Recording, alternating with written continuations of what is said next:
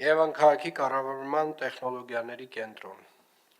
Պարոն քաղաքապետ, նախորդ շաբաթվա ընթացքում արձանագրված վավերացումները աճ են գրանցել եւս 15%-ով, հիշեցնեմ, որ նախորդող շաբաթվա ընթացքում առկա էր աճ 18%։ Եվ այսպես բաշխումը տեղի ունեցել հետևյալ կերպ, տրոլեյբուսներում կազմել է վավերացումները 116138, մետրոպոլիտենում 616370, ավտոբուսներում 2,477,848, ընդամենը 3,210,356 կամ թվային տեսքով 423,435։ Միաժամանակ թույլ տվեք ներկայացնել նաև տոմսերի ստուգման միջոցառումների ազդեցությունը նախորդող երկու շաբաթյա համեմատականը այս երկու շաբաթվա ընթացքում էկրանին գրաֆիկի տեսքով այն ներկայացվում է, այսպես նախորդող երկու շաբաթվա ընթացքում կազմել է 4,657,751, իսկ այս երկու շաբաթների ընթացքում 5,997,277,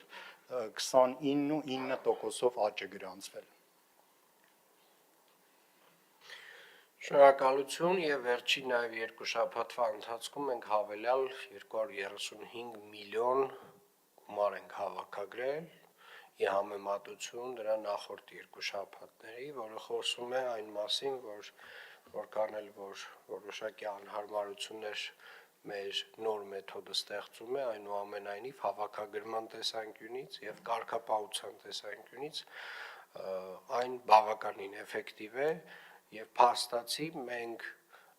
նախկինում չվճարող անձանց հաշվին, նրանց վճարելու հաշվին մոտավորապես 8 նոր ավտոբուսի գումար ենք հավաքել երկու շաբաթվա ընթացքում, հարգելի գործընկերներ, ուզում եմ այս թվերը բոլորս միասին արձանագրենք եւ բոլորը լսեն, թե ինչ թվերի մասին է խոսքը եւ նորից կրկնեմ բոլոր այն մարդիկ, ովքեր որ բողոքում են, որ տրանսպորտի քանակը քիչ է, պետք է ֆիքսեն, որ նաեւ եթե իրենք չէին վճարում նախկինում, իրենք նաեւ կարելի ասել սպասարկում էին այդ օրակարգը, որ տրանսպորտը շուտ չավելանա քաղաքում։ Իսկ մենք այս պահին ունենք գալի 45 տրոլեյբուսներ, ուր են հասել մեր տրոլեյբուսները, պարոն Էվոյան։ Տրոլեյբուսների վերջնական այս պահին թարմացված ինֆորմացիա չկա, բայց պետք է որ Ռուսաստանի տարածքում լինեն։ Շատ լավ, այսինքն մոտակա շաբաթների ընթացքում սպասում են 45 նոր տրոլեյբուսներ եւ արդեն 170 նոր ավտոբուսների գնման հայտը պետք է պատրաստեք։ Շնորհակալ եմ, անցնենք